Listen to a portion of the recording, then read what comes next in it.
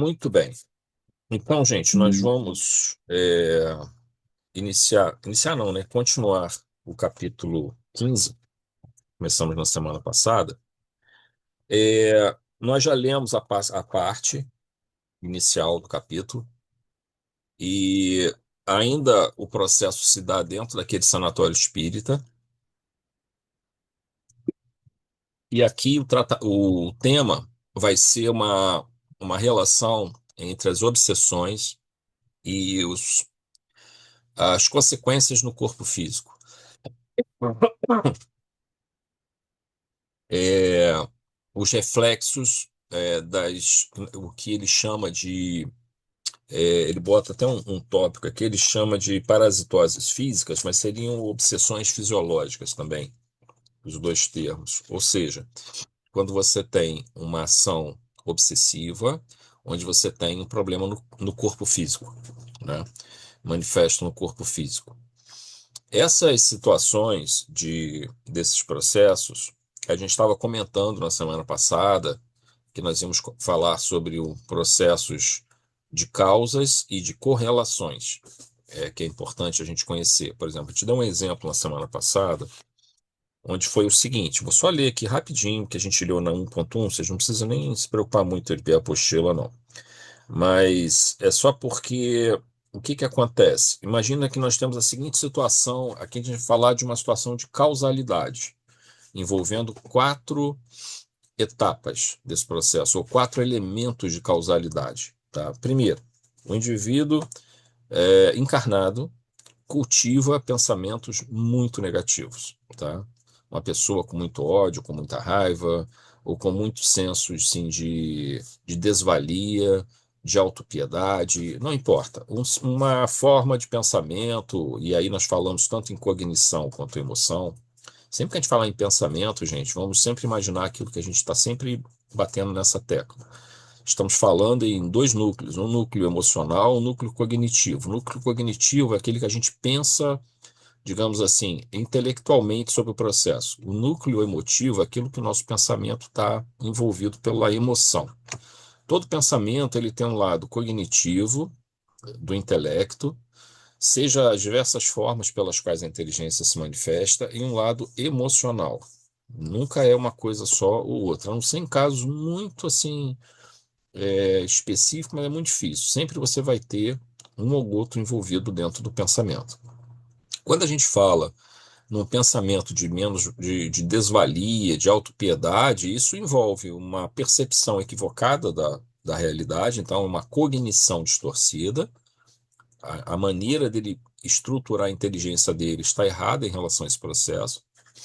E a emoção dele, esse senso de desvalia, de autopiedade, de se impor sofrimento, é um lado emocional também. Então ele tem o emocional, tem o cognitivo, sempre essas duas coisas. Por isso que quando a gente vai trabalhar a questão da desobsessão, se trabalha os dois aspectos, o convencimento, o trabalho cognitivo, o carinho, o abraço, as palavras amorosas, elas mexem com o emocional, né? A presença de entes queridos para aquele espírito que são trazidos até ele, isso envolve o emocional.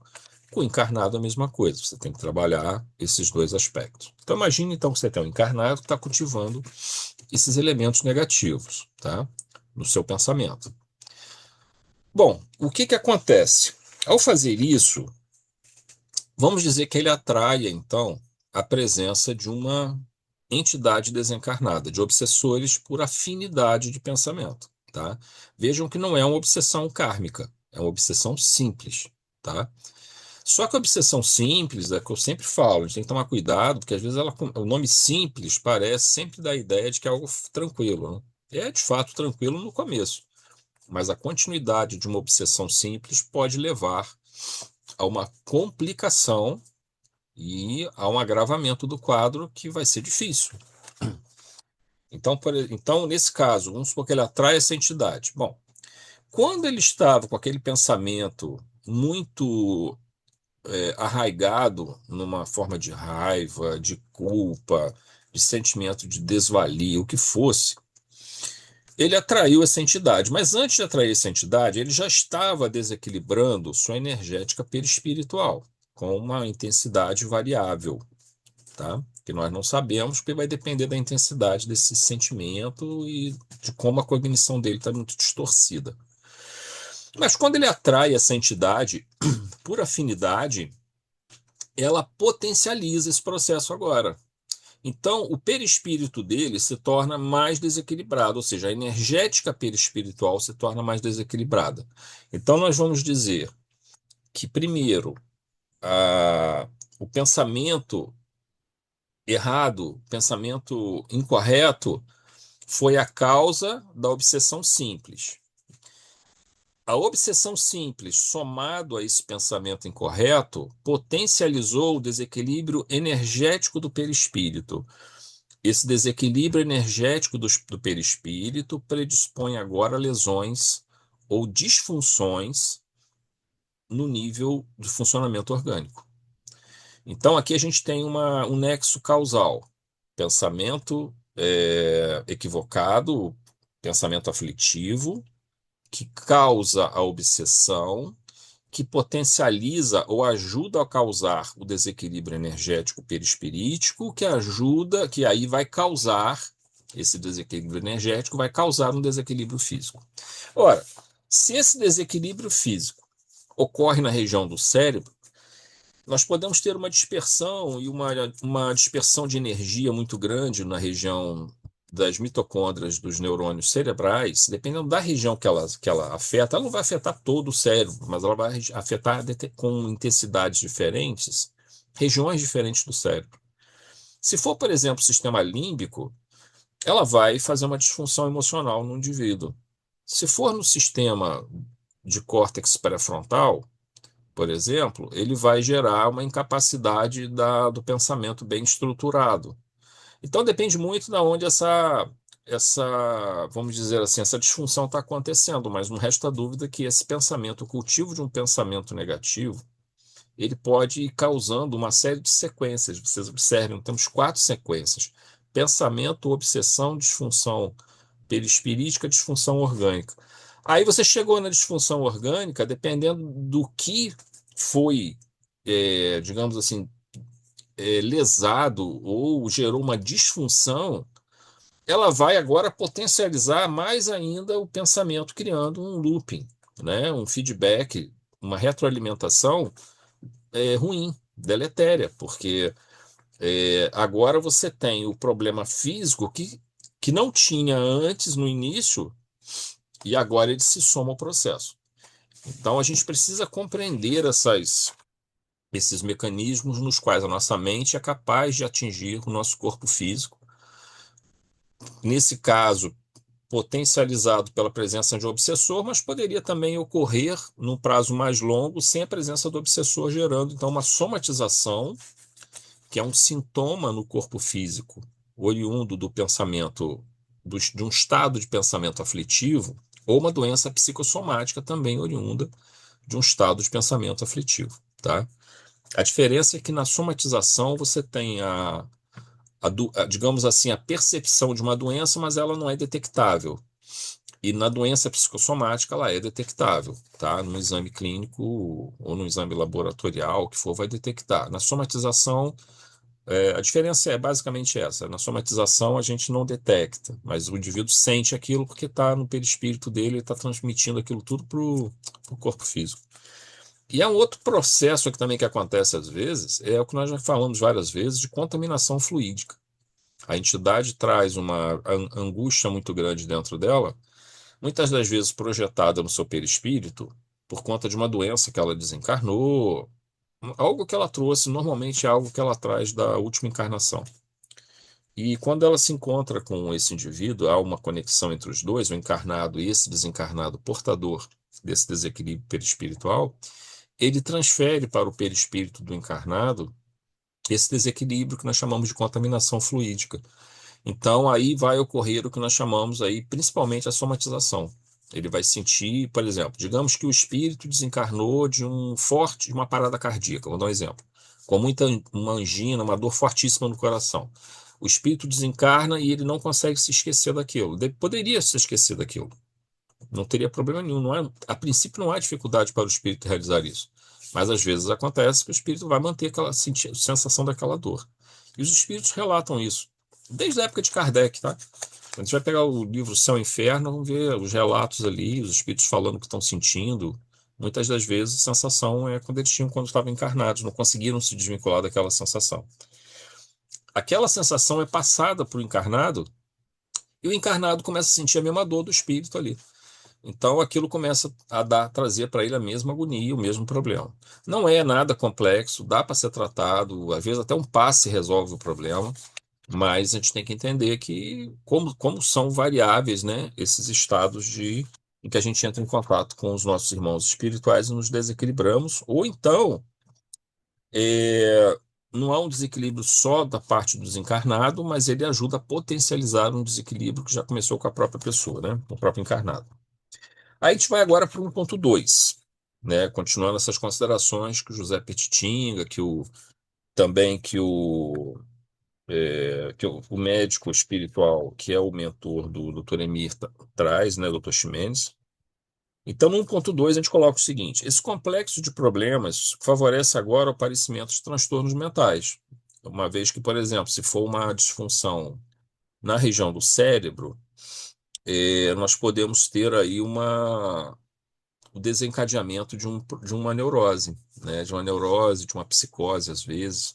A gente estava vendo um caso de psicose, né? No capítulo anterior, que era um caso de esquizofrenia, que não era só do espírito, mas era muito causada pela presença daquele espírito, no capítulo anterior. E de um caso de uma epilepsia com esquizofrenia, onde a epilepsia era causada pelo espírito, a esquizofrenia era de fundo digamos assim, orgânico. Havia o elemento propiciador da esquizofrenia no corpo físico, no cérebro. Mas a epilepsia não. A epilepsia era totalmente por ação da entidade que obsidiava completamente o paciente como subjugação, na forma de uma espécie de subjugação completa. Tá? Bom, esse complexo de problemas favorece agora o aparecimento de transtornos mentais, por exemplo, as neuroses. Aqui mostramos uma sequência possível, aquela que nós acabamos de falar, de 4 fatores conexos de causalidade, ou seja, você pode determinar o que uma coisa está causando a outra, né? A ordem desses fatores poderia se inverter. Alguns desses elementos poderão aparecer em indivíduos com transtornos mentais na forma de correlação. Primeira coisa, essa sequência que nós falamos poderia ser ao inverso. Você pode aparecer uma doença, aí a doença causa um desequilíbrio psíquico, que nós vamos chamar aí, nesse caso, de uma neurose, né? Pode ser uma ansiedade generalizada, pode ser um toque, pode ser uma depressão. Desde que ela tenha um elemento compulsivo junto com essa depressão, ela vai ser uma neurose, né? Então você pode começar ao contrário, você pode começar com um problema físico que gera a neurose, né, o transtorno mental, ou seja, o pensamento aflitivo, que aí pode atrair o obsessor, que por sua vez vai levar ao desequilíbrio energético. O processo pode ocorrer nos dois sentidos, tá? Por isso que você é muito, a gente quando tenta entender esses mecanismos, nós sempre temos que partir do princípio que o nosso conhecimento é muito pequeno. A gente está sempre aprendendo com a experiência, com os estudos de caso, vamos dizer assim, principalmente. Porque cada vez que você observa uma situação, e eu tenho observado isso, porque como nós temos esse processo das nossas orações intercessórias, eu entro em contato com muitas pessoas, né? Diretamente ou através do WhatsApp. As pessoas mandam mensagens e vão explicando o que está acontecendo, porque cada caso desses aí que a gente falou de oração, hoje, nos outros dias que a gente faz, em geral eu tento monitorar quando é possível. Às vezes não é, porque às vezes a gente não conhece a pessoa, não tem o contato, foi mandado o nome para a gente e a gente vai pedindo a oração. Muitos desses casos nós temos neuroses e obsessões envolvidas dentro do processo. E a gente tenta acompanhar um feedback disso junto à pessoa, Seja para saber como é que está o andamento desse caso, se vai se manter a oração, se não vai, se a pessoa já melhorou, se não melhorou, o que está acontecendo, e você vai tentando aprender com isso e redirecionar os pedidos a partir desse feedback que vai vindo. O que a gente observa muito é que não tem dois casos iguais. As situações são muito distintas. Nós tínhamos, por exemplo, duas pessoas com problema de câncer, onde uma delas apresentava um quadro depressivo gravíssimo, outra não apresentava o quadro depressivo. O problema dela era realmente, pelo contrário, ela apresentava uma fé e uma vontade imensa de se curar desse processo. Então, as situações são muito distintas e as reações ao tratamento variam também muito em função desses estados de espírito.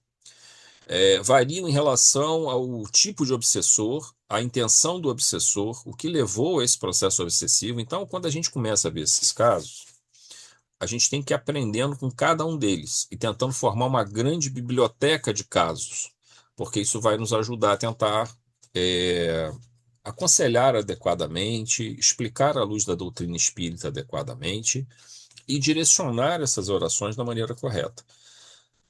Inclusive orientando, vai receber o passe, participar de um estudo, fazer leitura, tudo que a gente puder fazer para poder trazer essa pessoa para um outro padrão. Mas o que a gente observa é isso, um outro padrão emocional, mental, mas o que a gente observa é isso. Os casos são muito diferentes e, em geral, você não tem dois casos iguais. Você nunca tem duas doenças. Por exemplo, aqui no caso da doença, seja da psicose, da neurose, você nunca vai ter duas iguais. Isso vai acontecer com o médico da Terra também. Ele vai chegar um paciente para ele, dois pacientes, vai diagnosticar, é um transtorno bipolar, por exemplo. Então, tem uma depressão e um estado maníaco. Nunca vai ser igual. Os casos vão ser sempre diferentes. Às vezes você vai ter bipolaridade com toque, outros você vai ter bipolaridade com ansiedade, outra bipolaridade é a tendência mais depressiva, no outra a tendência mais maníaca. E aí você tem um mundo de situações que um médico também, da mesma forma, ele vai precisar de uma experiência enorme para conseguir lidar com isso com maior assertividade, tá? Um exemplo de correlação, a gente vai falar agora de correlação, não de causalidade, que não é a mesma coisa as duas. A presença de um obsessor, por fatores kármicos, com forte ligação, poderá levar um indivíduo a um quadro de depressão. Então, você tem um obsessor que se aproxima de você, há um fator kármico que propicia que essa ligação, essa conexão seja muito forte, e ele vai desencadear uma depressão oriunda da presença desse obsessor, tá? Ao mesmo tempo que ocorre uma contaminação fluídica, essa que nós falamos aqui, pela presença do obsessor, levando a um problema no perispírito do encarnado e este a um desequilíbrio de algum órgão ou função orgânica. Nesse caso, diremos que o desequilíbrio orgânico e a neurose, a depressão, estão correlacionados. Um não é causa do outro, mas se encontram ligados ou correlacionados pelo mesmo fator causal. Qual é o fator causal? A obsessão, né? E é importante sempre que possível identificar e diferenciar nexo de causalidade de correlação, especialmente quando estamos tentando identificar a etiologia, né, a causa de um transtorno mental ou de fatores obsessivos. Então, por exemplo, às vezes o obsessor se aproxima do indivíduo, aí numa ponta ele desencadeia a depressão, na outra ponta, ele, com a contaminação fluídica dele, ele desencadeia, por exemplo, a, vamos dizer assim, a somatização, digamos, no coração. O indivíduo começa a ter quase uma disfunção, digamos assim, do coração, que não se consegue identificar. Você faz tudo que é exame e não descobre por que está tendo aquela disfunção. Por que o indivíduo está tendo essa aceleração ou uma arritmia cardíaca que você não consegue identificar. Contaminação fluídica, às vezes, pode acontecer. Aí você vai dizer assim, mas então a depressão ela é a causa da arritmia? Não, ela está correlacionada. Naquele primeiro caso, a gente viu uma depressão que acabou gerando, por causalidade, uma disfunção orgânica em qualquer parte. Nesse caso aqui, nesse exemplo que nós estamos dando, não. A causa é a obsessão. Mas há uma correlação entre a disfunção, essa somatização que está no coração, digamos assim, que causa muita aflição, muita agonia, e isso também tende a piorar o processo depressivo, porque a disfunção no coração vai levar a um aumento de ansiedade. E há uma relação muito forte entre ansiedade e depressão, né? Então, se você tem o coração que não está funcionando direito, vai deixar a pessoa apavorada, ela vai começar a ter ansiedade, a ansiedade vai disparar o processo, ainda mais o processo depressivo. Então, vocês vejam que existe uma correlação dentro desse processo. Então, sempre que for possível, a gente, na casa espírita, isso vale para a gente também, tá, gente? Estou falando isso aqui como um trabalhador na casa espírita. Mas para nós tentarmos fazer essa autoavaliação, esse autoconhecimento, a gente tem que tentar entender. A gente está tentando entender o que está acontecendo com a gente. A gente não está bem por alguma razão. Psicologicamente, tá, gente? Ou espiritualmente, a gente não está bem. A gente não sabe se é uma obsessão, não sabe se é sombra, não sabe se é uma disfunção metabólica mesmo do nosso cérebro, né? É, das monoaminas. A gente não sabe às vezes. Está tentando entender isso. Às vezes pode ser que a gente consiga identificar, observando com muito cuidado e vendo quando acontece, o horário que acontece, depois de que acontece, a gente começar a entender se tem causalidade, se tem correlação envolvida. E quando a gente está, como trabalhador numa casa espírita, tentando entender o problema de uma pessoa que nos procura, a gente tem que tentar, na medida do possível, diferenciar correlação de causalidade, para a gente tentar ir na raiz do problema de uma maneira mais assertiva. É óbvio que aqui a gente entende que qualquer trabalho de auxílio espiritual, ele ocorre sempre com auxílio dos mentores, porque o nosso conhecimento é muito pequeno e a nossa possibilidade de adentrar o problema é muito pequena. Mas quanto mais a gente estudar, quanto mais a gente se preparar, melhores instrumentos nós nos tornamos da espiritualidade e passamos a colaborar mais dentro desse processo, podendo cada vez mais nos vermos diante de situações mais difíceis, que vamos aprender ainda mais com isso. E quanto mais nós aprendemos com isso, ajudando um outro irmão, mais nós também criamos uma profilaxia dos nossos próprios problemas, das nossas próprias aflições, tá? Uma vez que nós nos cercamos dessa boa influência espiritual e passamos a exercitar esse conhecimento da psique humana, que nos ajuda muito a identificar um problema logo que ele está começando, né? Em vez da gente tentar esconder aquilo e tal, a gente começa a identificar esse problema e trabalhar ele. Bom, 1.3. Por fim, Manuel Filomeno nos adverte para a relação entre as doenças físicas e mentais e o fator gerador que se encontra no espírito. Esse fator gerador se constitui de todo comportamento. Então, o que é o comportamento? Pensamento, palavra, atitude. Em desarmonia e atrito com a lei divina, tá? Aqui partimos sempre de uma base para nossas reflexões, análise e conclusões. Todos trazemos dentro de nós certo nível evolutivo e temos essa lei de Deus dentro de nós. E dentro dessa perspectiva, temos certo entendimento que se aprimora com a evolução, ou seja, cada um de nós está num determinado nível evolutivo. Então, isso significa que, como nós estamos todos em níveis um pouco diferentes uns dos outros, essa leitura da lei divina dentro de nós é um pouco diferente para cada um. Então, tem alguns que já conseguem entender um pouquinho mais, outros um pouquinho menos, não importa. Cada um é cobrado dentro do seu nível evolutivo. Você não pode ser cobrado por uma coisa que você não tem como saber. Então, nós só respondemos do ponto de vista kármico daquilo que nós conseguimos entender e entendendo a lei, continuamos a infringir essa lei, agindo por interesse próprio, agindo em busca só de prazeres, das nossas paixões, dos nossos apegos, não nos preocupando naquilo que nós podemos estar prejudicando as outras pessoas, quando já sabemos, pelo conhecimento da lei, que isso não é uma coisa boa. E, obviamente, se a lei está dentro de nós e nós estamos agindo, nosso comportamento transgride a lei, é claro que nós vamos criar um conflito interno. E esse conflito, ele vai, no caso nosso, não é nenhum conflito lá de vidas passadas, que é sombra. Ele é um conflito que nós estamos criando agora, agora, porque nós estamos conscientemente indo contra algo que está nos dizendo, siga esse caminho, que é o certo, é o correto a se fazer. Mas nós, por egoísmo, por orgulho, pela necessidade de obter prazer imediato, nós deixamos de lado esse caminho certo e seguimos outro que sabemos estar errado, mas que nos dá uma recompensa mais fácil. E aí surge o conflito. Surgiu o conflito, pronto. Aí nós estamos criando as sementes do sofrimento. Porque todo conflito continuado leva a um estado de neurose, leva a um estado de aflição mental continuada, e aí nós vamos ter problemas, né? Muito bem. Daquilo que é um caminho de harmonia e crescimento espiritual, mesmo dentro das lutas no plano da matéria. Sempre que cultivamos o comportamento em desacordo, iremos gerar conflitos internos e externos. É interno e externo. Da mesma forma que o karma é interno e externo também. Que solicitarão ajustes.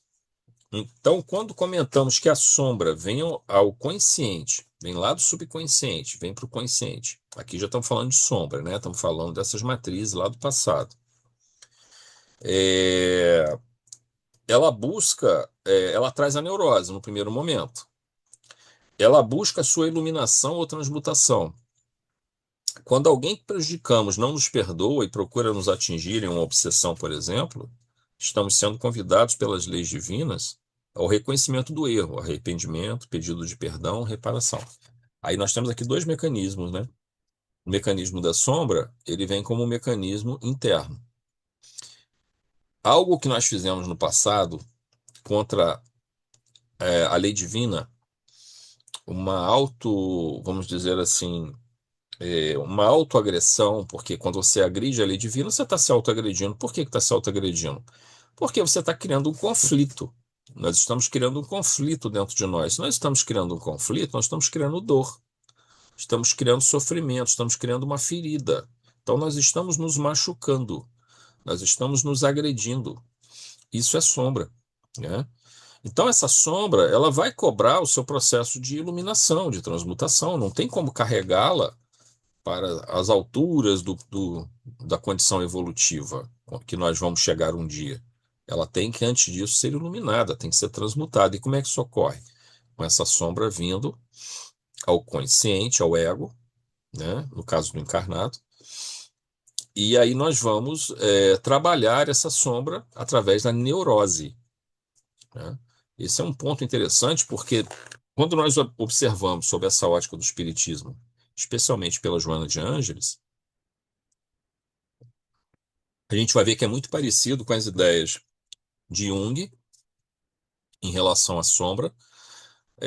Na verdade, Freud, eu não gosto muito de Freud, tá? Pra ser franco com vocês, eu acho que ele levou muito, exageradamente, para o campo da sexualidade, se esqueceu da multiplicidade, né, de fatores que causam isso. Jung conseguiu ser mais abrangente nesse aspecto. Mas Freud também trabalha com as limitações que ele impôs ao modelo dele, né, que levou até essa ruptura com Jung e com Adler. Mas ele também, a ideia também é muito parecida, né? Os traumas do passado vão vir à tona e vão gerar conflitos. Esses conflitos são, na verdade, as neuroses, os processos neuróticos. Então, sempre que eles vierem à tona, eles trarão neurose. Esse é um mecanismo interno. O mecanismo externo, eu prejudiquei uma outra pessoa. A gente viu isso acontecer, por exemplo, estamos vendo no livro A Vida Continua, né? Aquela situação do Desidério e tal, que ele foi assassinado, aquela coisa toda. Ali a obsessão ficou um pouco restrita a Elisa, mas ele poderia ter partido para uma obsessão ao Caio Serpa, por exemplo, naquele livro. Se ele conseguisse encontrar esse vínculo, é que ele não conseguiu, mas se ele conseguisse encontrar esse vínculo, o mecanismo seria de uma obsessão ao Caio Serpa. Não pelo assassinato dele, mas pelo que ele estava fazendo à filha dele, né? O que ele fez à filha dele. Então, assim, os mecanismos de ajustes, eles vêm de um jeito ou de outro. Ou vem externo ou vem interno. O interno é batata, vai sempre vir. O externo, ele também virá, mas às vezes nós podemos nos antecipar a isso, se nós já reconhecermos o erro e procurar corrigi-lo, né? E tem 1.4. Como vemos, não é um mecanismo punitivo, mas educativo, onde o espírito é sempre direcionado para corrigir e superar os erros passados. Ao mesmo tempo que adquire novas virtudes. Gente, o ato de tratar uma obsessão, o ato de você se tratar, você está sendo obsidiado, você está buscando tratamento. O ato de buscar esse tratamento, você está sofrendo uma neurose, porque essa sombra está vindo à tona. O ato de tratar essa sombra, ele não só corrige o fato passado, ilumina essa sombra, mas o ato de produzir isso, a busca que leva a essa cura, ela está produzindo virtudes, valores novos. Por exemplo, a disciplina, né? Mais conhecimentos que o indivíduo vai adquirir para poder combater aquele problema, resolver aquele problema. Ora, vejam que da dor, do sofrimento ou do processo da neurose desencadeou uma série de virtudes e de valores que vão se agregar ao espírito como um patrimônio para ele. Então, isso também acontece, esse processo. Então, no mecanismo de autocura, você está também produzindo aumento das suas virtudes, dos seus valores, dos seus conhecimentos, e tudo isso é patrimônio do espírito, né? Tudo isso se incorpora ao patrimônio do espírito imortal, né? E aí toca levemente a transcendência, a gente coloca aqui.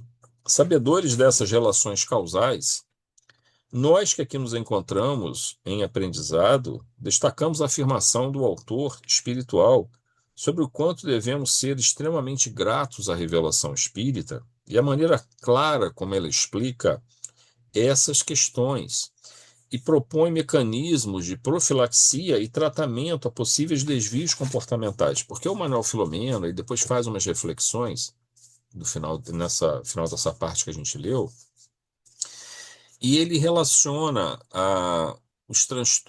digamos, não vou falar de transtorno, mas os comportamentos equivocados do indivíduo, vamos dizer, um egoísmo exacerbado, um narcisismo exacerbado, o orgulho exacerbado, com problemas que depois vão se manifestar no nível do transtorno psíquico ou do transtorno físico, os dois elementos.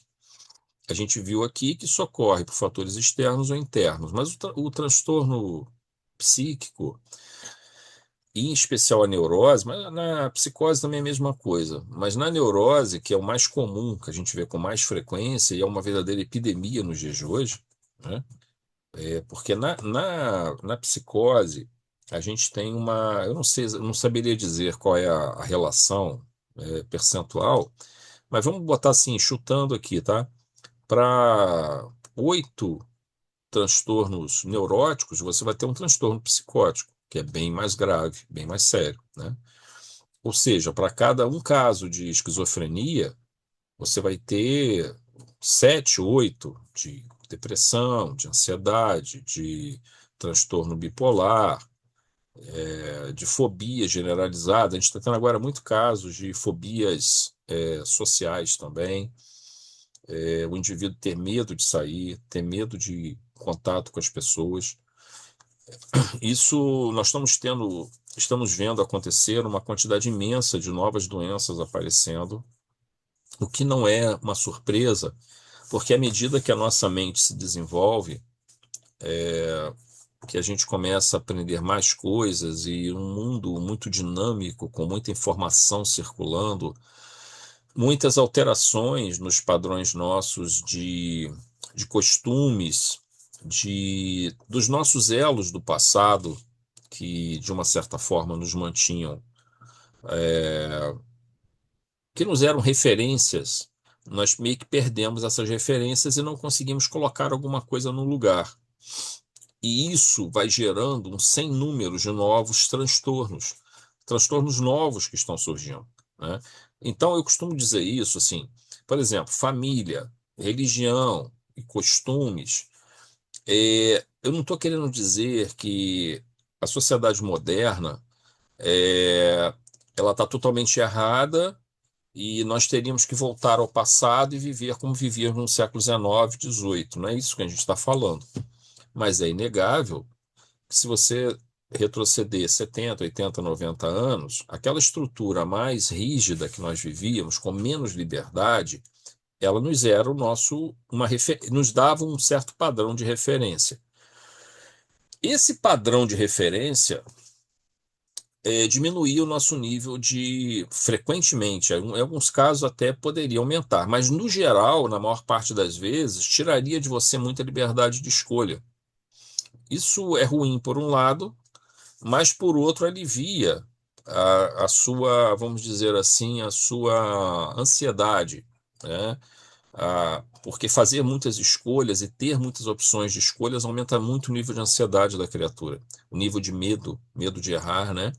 Medo de fazer a escolha errada. No passado nós não tínhamos nem escolha para fazer, porque você meio que tinha que seguir um caminho, meio que a sociedade te mostrava. Então não estou querendo dizer que é melhor ou pior, não é isso que eu estou falando. Estou só falando que é diferente.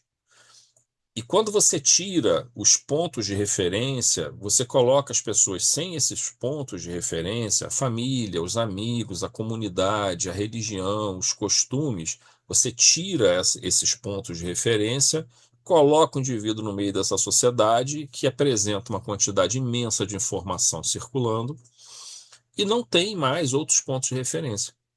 Ou são pontos de referência absolutamente contraditórios entre si, mutáveis o tempo todo, e isso é claro que vai criar um monte de problemas na cabeça das pessoas. Então, nós precisamos encontrar, obviamente, novas referências que sejam boas para a gente. Então, assim, por isso que nós dizemos que uma dessas referências é o modelo espiritual. Tanto no caso nosso, para nós espíritas, é o Evangelho e o Espiritismo. É uma das referências, não é a única, é claro, mas é uma das referências que nos ajuda a ter o norte.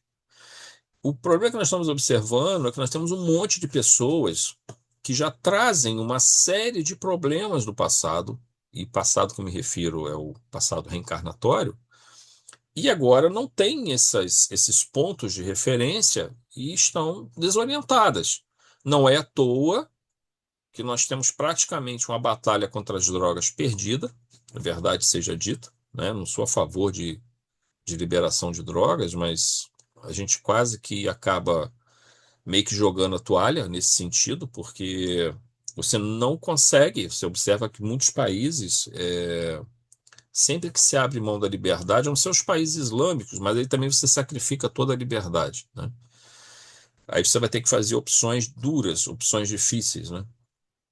Mas assim, por que que as pessoas estão buscando as drogas com tanta intensidade? Porque as pessoas sentem um vazio, uma necessidade de tentar buscar algo que lhes dê sentido, que elas não estão conseguindo encontrar nas suas vidas. Ou a pressão está muito forte, elas não conseguem lidar com essa pressão muito forte. Então, assim, observem que nós estamos trocando referências do passado que cumpriram seu valor num determinado momento e estamos numa fase nossa que nós não temos essas referências tão fortes agora. As nossas mentes estão mais agitadas por conta de uma quantidade muito grande de estímulos que recebemos. Então a gente precisa começar a ter um valor muito grande dentro desse processo religioso. Outras pessoas vão encontrar essas referências em outras possibilidades, beleza, sem problema. O importante é que a nossa jornada aqui na Terra, a nossa caminhada, faça sentido. A gente se encontra o nosso caminho aqui, encontra aquela resposta que eu costumo fazer. O que Deus espera de mim? O que que Deus quer de mim? Né? Ou o que Deus gostaria que eu fizesse? Qual deve ser o plano de Deus para mim? Essa é uma pergunta que a gente deve se fazer. É claro que não está sendo imposto a nós um caminho rígido, né? Não é isso. Mas é óbvio que Deus não quer que nós sejamos egoístas, que nós sejamos apegados à matéria. As leis divinas não nos incitam, não nos encaminham para sermos narcisistas, para sermos orgulhosos, para vermos só na matéria a realização de nossas satisfações e de nosso crescimento espiritual. Há muitas orientações que recebemos e muitos irmãos que vieram de diferentes formas nos ensinar caminhos seguros para nós. E o maior deles é Jesus, sem dúvida. Tanto que a gente coloca sempre como um grande psicoterapeuta da alma, né? Então, mais do que nunca agora, gente, esse livro que nós estamos lendo, Entre os Dois Mundos, quando traz esses problemas dos transtornos psicóticos e transtornos neuróticos, que acaba sendo envolvido dentro do livro, é, é a nossa pura realidade desse momento que a gente está vivendo. Talvez para alguns pareça exagero da minha parte, mas é que eu estou numa fase da minha vida, numa circunstância muito específica, onde eu acabo tomando contato com muitos casos, com muitas situações. É, até no trabalho, eu estou lá e estou recebendo pedidos de ajuda, porque a gente fica vinculado à casa espírita e agora é uma coisa interessante, né, que a gente comenta que você tem uma tecnologia que, se a gente não tomar cuidado, vai nos deixar malucos, né? Pela quantidade de informações, as redes sociais, né, a internet, tudo isso. Mas, ao mesmo tempo, ele é um aliado interessante também para difundir o bem, para nos aproximar, para que as pessoas se sintam menos sozinhas. Então, eu estou colocando essa questão, que esse livro é muito atual. É, esse livro aqui, gente, ele foi editado em 2004, a primeira edição dele. Ele foi produzido em 2004, já tem 22 anos. Ele parece que é um livro feito para o futuro, né? Porque quanto mais o tempo passa, mais ele se torna atual. Toda a obra do Manuel Filomeno. Porque a gente vê hoje uma epidemia de neuroses e transtornos obsessivos também, das obsessões também. E nós seremos, obviamente, nós temos familiares nessas condições, ou nós estamos nessas condições, ou temos amigos que estão nessas condições. Mas existem tratamentos, existem profilaxias, existem processos que talvez não tragam a cura nesse momento, mas trarão um alívio, trarão uma administração desse processo. Então é isso que a gente busca dentro do estudo do Espiritismo, do Evangelho. Vejam, Jesus falando daquela forma simples no Sermão da Montanha, de certa forma está tocando isso aqui na essência, tá? A gente fez alguns estudos, né? Sermão da Montanha, parábolas e tal. A gente vê que, na verdade, nós vamos encontrar muito dessa terminologia mais complexa do Manuel Filomeno nas palavras simples de Jesus. Ele estava tocando a alma das criaturas. Nós estamos tentando tocar as nossas almas para encontrar a sanidade, para encontrar a luz, para responder a esse questionamento: o que Deus deseja de mim, né? Nesse mundo, nessa vida, nessa reencarnação que eu recebi. Eu acho que é uma pergunta que a gente tem que estar se fazendo o tempo todo. E se a gente conseguir responder, pelo menos em parte, ela, nós seremos mais felizes, seremos mais equilibrados e poderemos compartilhar com outras pessoas toda essa maravilha que a doutrina nos traz, que o Evangelho nos traz. Seremos assim meio que multiplicadores, ou estaremos compartilhando isso, assim como Manuel Filomeno e Divaldo compartilharam conosco essa obra maravilhosa, tá bom? Então, gente, nós vamos finalizar aqui hoje, tá? Porque eu também estou com a garganta muito, tá meio complicada aqui, e tem a palestra para fazer amanhã. Então, tem que estar poupando um pouquinho a garganta para amanhã a gente estar em condições de fazer a palestra lá. Então, nós vamos pausar aqui e fazer a nossa oração de encerramento, tá?